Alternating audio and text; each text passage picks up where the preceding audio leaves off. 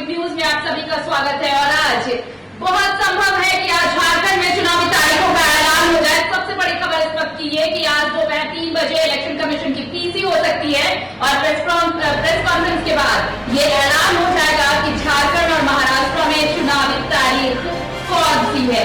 यानी जो इंतजार इतने लंबे समय से चल रहा था वो इंतजार आज खत्म हो सकता है। आज इलेक्शन कमीशन की पीसी दोपहर 3 बजे के बाद और इस पीसी के बाद ये ऐलान कि झारखंड में चुनाव कब होने हैं। यानी जैसे ही चुनाव ऐलान होंगे उसके बाद आचार संहिता लागू हो जाएगी। तो ये अब काउंटडाउन शुरू हो चुका है। चुनाव आयोग प्रेस कॉन्फ्रेंस करने वाला है और इसके साथ ही ये साफ हो जाएगा कि झारखंड में चुनाव कब होने हैं।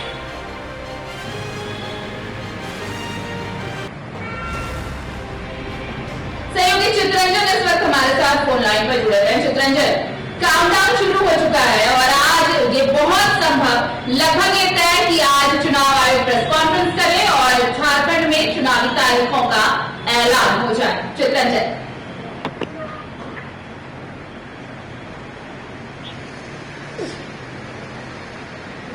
आगे है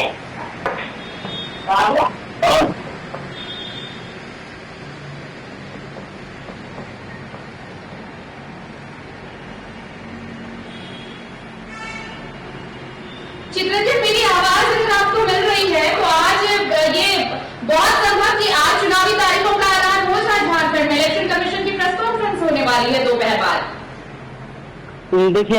देखिए आरती, आज इलेक्शन कमीशन की चुनाव की तारीखों का ऐलान हो सकता है, इसकी कुछ संभावना है, क्योंकि इलेक्शन कमीशन की तरफ से भी कहा गया था कि जब दशहरे की छुट्टियां समाप्त हो जाएगी, दशहरा का जो त्योहार वो जब खत्म हो जाएगा उसके बाद इलेक्शन कमीशन कभी भी चुनाव की तारीखों का ऐलान कर सकता है। ऐसे में लगातार कयास लगाया जा रहा है कि चुनाव आयोग की तरफ से कभी भी जो है तारीखों का ऐलान किया जा सकता है। साथ ही साथ देखिए, इलेक्शन कमीशन को भी जब सर्वदलीय बैठक हुई थी इलेक्शन कमीशन के साथ राजधानी रांची में, तब भी सभी पार्टियों ने कहा था कि त्योहारों को देखते हुए ही इलेक्शन कमीशन कोई फैसला ले।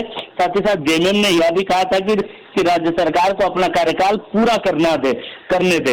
तो देखिए, इन सब के बीच इलेक्शन कमीशन की तरफ से अब तक ऑफिशियल कोई जानकारी तो नहीं आई, लेकिन ऐसा कयास लगाया जा रहा है कि 3:30 बजे के आसपास जो है इलेक्शन कमीशन की प्रेस कॉन्फ्रेंस करके महाराष्ट्र और झारखंड में विधानसभा चुनाव की तारीखों का ऐलान किया जा सकता है।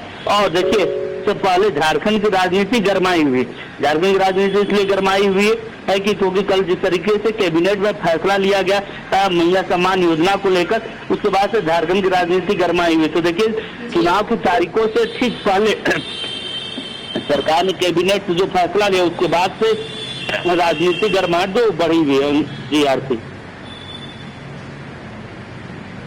बिल्कुल, और ये भी संभावना है चित्रंजन, अगर ऐलान होता है तो झारखंड में कितने चरण में चुनाव होंगे ये भी बहुत अहम रहने वाला है। देखिए, जब इलेक्शन कमीशन की टीम आई थी दिल्ली से, उसके बाद जब बैठकें हुई सभी राजनीतिक दलों के साथ बैठक हुई और इसमें सबसे अगर किसी चीज पर फोकस रखा गया तो ये कि सभी दल ये चाहते हैं कि चुनाव कम चरणों में कराया जाए। तो ये बड़ा अहम होगा कि कितने फेजेस में यहाँ पर इलेक्शन कंडक्ट कराए जा रहे हैं।